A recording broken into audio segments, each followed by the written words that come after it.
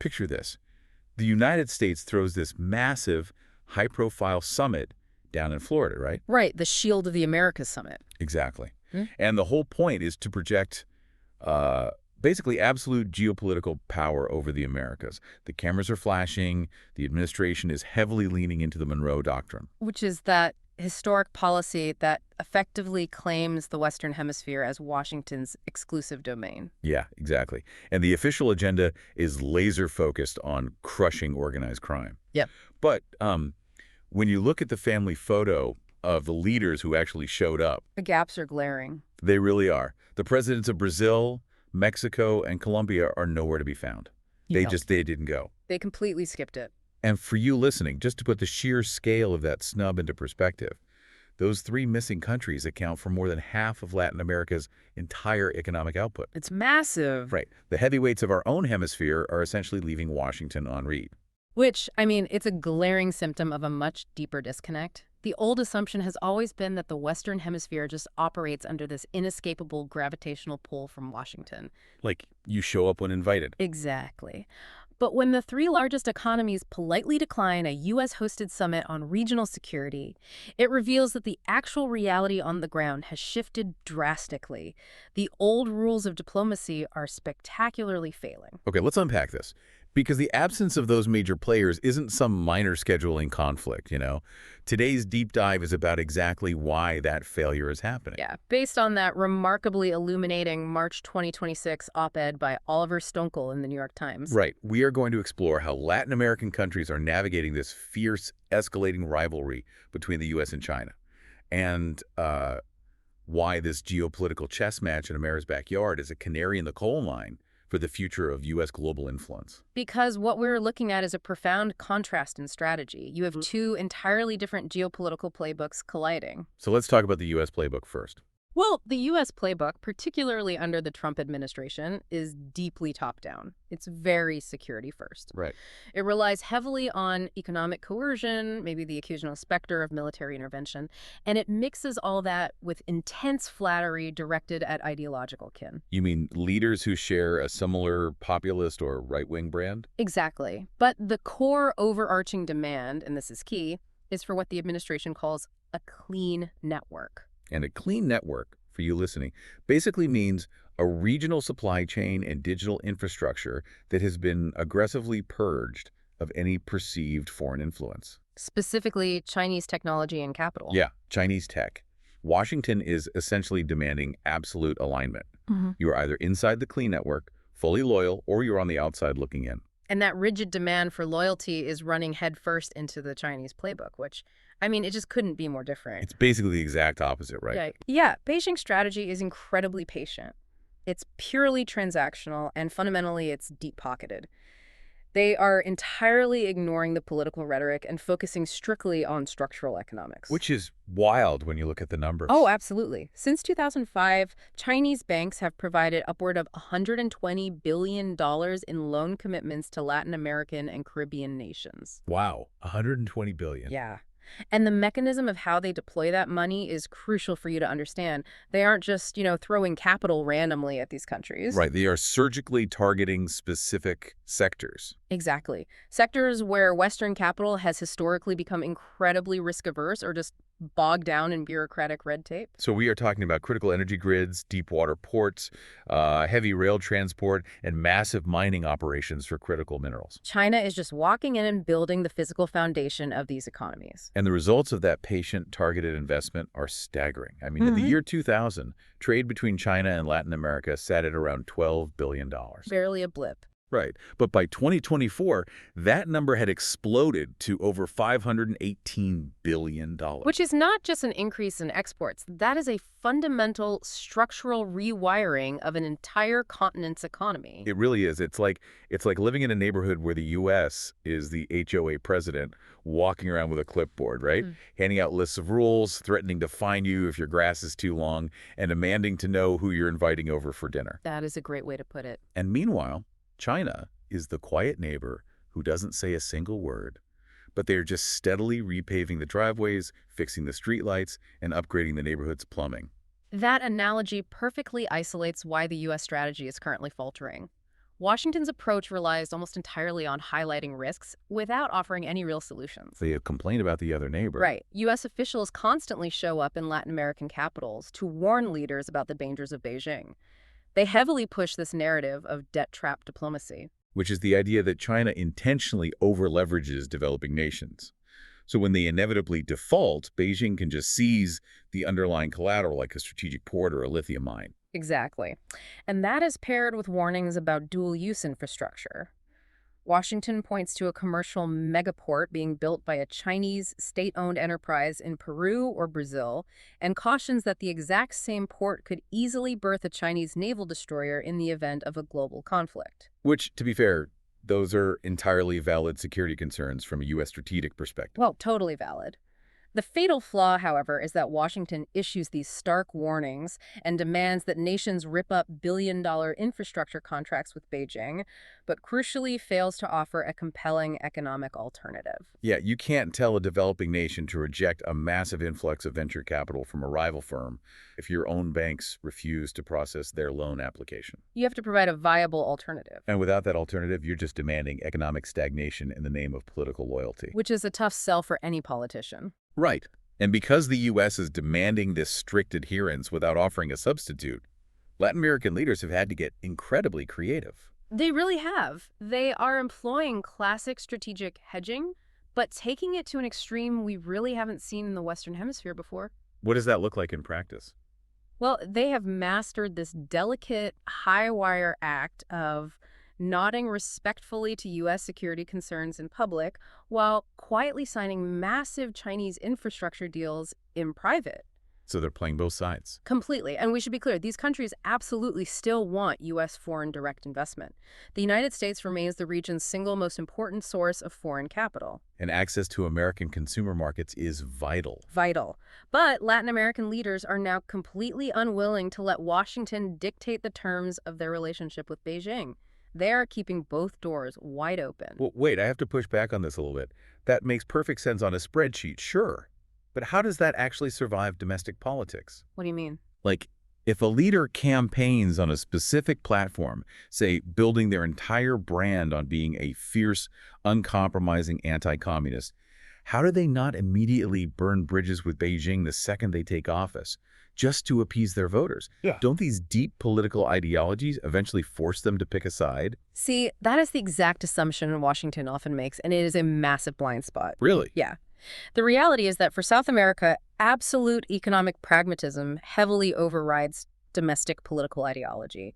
When the bills come due and the federal budget needs to be balanced, campaign rhetoric takes a back seat. Ah. Look at the structural reality of Brazil, the region's largest economy. Today, Brazil exports more to China than it does the United States and Europe combined. Right, combined. Combined. That is an unbelievable concentration of export reliance. It is. And when your national economy is that deeply intertwined with a single partner, ideological purity becomes a luxury you simply cannot afford. So you have to play nice. Exactly. Maintaining strong, active ties with multiple global centers of power provides these countries with crucial insurance. It gives them the diplomatic flexibility they need to survive the volatility of any single major player. Whether that volatility is coming from a financial crisis in Asia or, say, a sudden policy shift in Washington. Right. Well, here's where it gets really interesting. Because the ultimate proof of this economic pragmatism overriding ideology lies in Washington's own favored allies. Yes, the right-wing populists. Exactly. Yeah. The case studies of how these specific leaders handle Beijing are fascinating. Let's look at Jair Bolsonaro, the former president of Brazil. Okay. On paper, he should have been the absolute architect of the U.S. clean network. He actively campaigned in 2018 on fierce anti-communist rhetoric, loudly proclaimed his admiration for Donald Trump, and vowed to end previous Brazilian governments' friendly diplomacy with communist regimes. He was checking every single ideological box Washington could have asked for. And to his credit, he did significantly deepen U.S. security cooperation early in his term. He did. But then you look at the actual economic ledger during his presidency. Which tells a very different story. A completely different story. Under this fiercely anti-communist president, Brazil's bilateral trade with China didn't shrink. It actually expanded to over $170 billion by the end of his term. Wow. And the defining moment was the 5G rollout. Washington explicitly demanded that Brazil ban the Chinese telecom giant Huawei from their national network. It was a massive priority for the U.S. administration. Huge priority. But Bolsonaro flat out refused. Because the mechanics of banning Huawei were economically catastrophic. Right. If Bolsonaro ripped out Huawei, he wouldn't just be making a political statement, he would be physically tearing out the literal backbone of Brazil's existing 4G infrastructure, which was heavily built by Chinese firms. That would have delayed Brazil's 5G rollout by years. Years, spiked costs for everyday consumers, and practically begged Beijing to retaliate by embargoing Brazilian soy and beef exports. Ideology hit a brick wall called economic necessity, and necessity won. And we are seeing the exact same dynamic play out right now with Javier Milei in Argentina. Oh, Milei is a perfect example. Yeah, he is a self-described anarcho-capitalist who heavily aligns himself with U.S. conservative movements. When he first took office, he made some very aggressive moves that thrilled Washington. Like rejecting the BRICS invitation. Exactly. He explicitly rejected an invitation for Argentina to join the BRICS group, the economic bloc heavily driven by China and Russia. He suspended a major Chinese deep space telescope project in Argentina, which the U.S. feared had dual-use military capabilities. Right. He even barred Chinese companies from bidding on dredging work along a highly critical strategic riverway. What's fascinating here is the absolute cognitive dissonance between those very public, highly publicized political snubs and the quiet economic reality happening in the background. The spreadsheets tell a different story again. Exactly. While all that political maneuvering was making headlines in the U.S., under Milei's leadership, Argentina's exports to China surged by 125% year on year. 120. The economic integration actually accelerated. At one point recently, China even briefly overtook Brazil to become Argentina's #1 trading partner. Which exposes a glaring structural flaw in the current U.S. strategy. If Washington's diplomatic playbook requires leaders to maintain ideological purity, what happens when the government changes? And governments change a lot down there. Right. Latin America is a region famous for high political turnover and a deeply ingrained anti-incumbent bias. Voters regularly throw the current leadership out. This is why relying on ideological conformity has an incredibly short shelf life. If your entire regional alliance depends on a specific right-wing or left-wing leader remaining in power, your geopolitical influence resets to zero every single time there is a domestic election. You're building a regional strategy on quicksand. Exactly. China, conversely, has built a strategy that is entirely immune to that turnover. Because they do not care about the domestic rhetoric, they are perfectly willing to work across the entire political spectrum. They just want the infrastructure. Yeah. Beijing will happily finance a port for a right-wing populist like Milei in Argentina one day, and then sign an agriculture deal with a left-wing leader like Brazil's Lula da Silva the next. It is purely structural, which makes it resilient. It is a ruthless kind of pragmatism. But, to fully understand this dynamic, you also have to realize that this game of extreme strategic hedging isn't an option for everyone in the Americas. No, definitely not. While the powerhouses of South America have the massive economic muscle and the physical distance to play both sides, geography dictates that not everyone in the hemisphere gets to enjoy that kind of diplomatic armor. Geography is destiny, and proximity to the United States changes the calculus entirely. How so? For countries like Mexico, those in Central America, and the Caribbean nations, defying Washington carries an exponentially higher cost. These nations are structurally trapped by their geography. Right, because of trade. Trade, nearshoring, their entire supply chains are integrated into North America. Their labor markets and the massive flow of remittances are deeply, inherently tied to the U.S. economy. When Washington applies direct pressure, they lack the buffer to resist. And we saw the physical manifestation of that pressure recently with Mexico.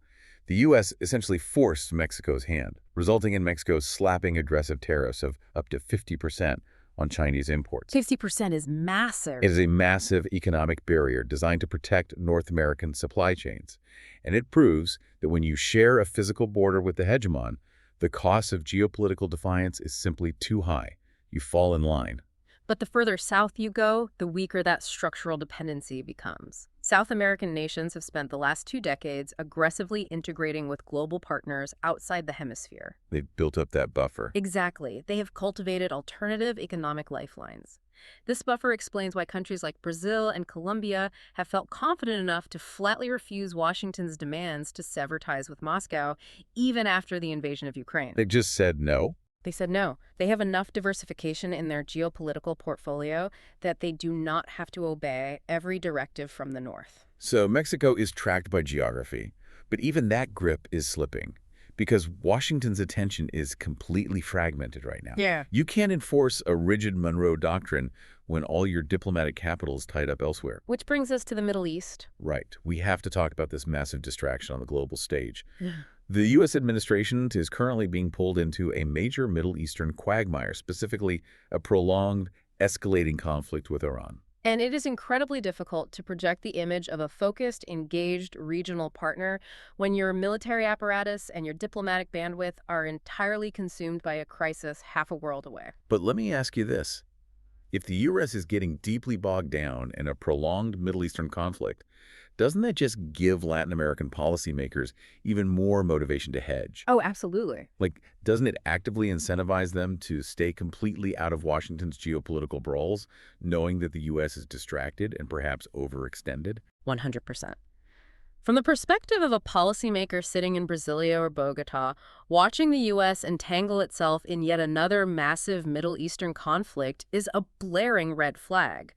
It entirely validates their strategy of keeping a safe distance and diversifying their alliances. Yeah, that makes sense. Furthermore, when the U.S. does occasionally turn its attention back to Latin America, treating the region like a zero-sum security theater and showing up with a checklist of demands while clearly distracted, it comes off as patronizing. Yeah. Frankly, it smells a bit desperate, as if the U.S. doubts its own ability to genuinely compete on economic terms. It's the HOA president showing up disheveled, demanding you paint your fence while his own house is visibly on fire. Exactly. Yeah. And the ultimate tragedy of that approach is that U.S.-Latin American ties are inherently incredibly deep.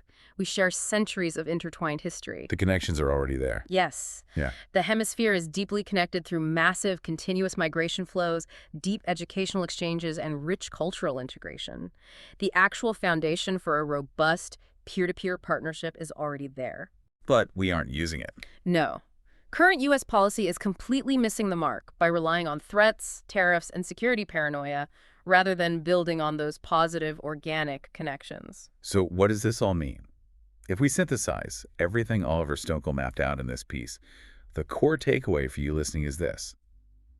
The United States still matters immensely. Very much so. It remains the region's largest overall trading partner, and Latin American nations still highly value a strong, stable relationship with Washington. But the era of leading purely by threat, assumption, and coercion is dead. It's over. If the U.S. wants to maintain its influence in its own hemisphere, it has to put down the stick, pick up some serious carrots, and compete confidently by offering tangible, positive economic connections. The expectation of unquestioned hemisphere dominance is yielding to a reality where partnership has to be earned, not demanded. Right. And if Washington doesn't adapt its playbook to that reality, it will continue to watch from the sidelines as other global powers physically build the infrastructure of the future right under its nose. Which leaves us with one final, provocative thought for you to mull over. We've spent this entire deep dive looking at America's geographic backyard. But if deep structural economic ties with China are giving Latin American countries the diplomatic armor they need to successfully resist U.S. political pressure here, how is this exact same dynamic reshaping the balance of power everywhere else? That is the million-dollar question. If you look at places like Sub-Saharan Africa or Southeast Asia, where China has been running this exact same patient, deep-pocketed infrastructure playbook for even longer, will the U.S. eventually be forced to completely reinvent its diplomatic strategy, not just in Latin America, but across the entire globe? Because you can't win the game if you're the only one still playing by the old rules while everyone else on the board has moved on. Exactly. Catch you on the next Deep Dive.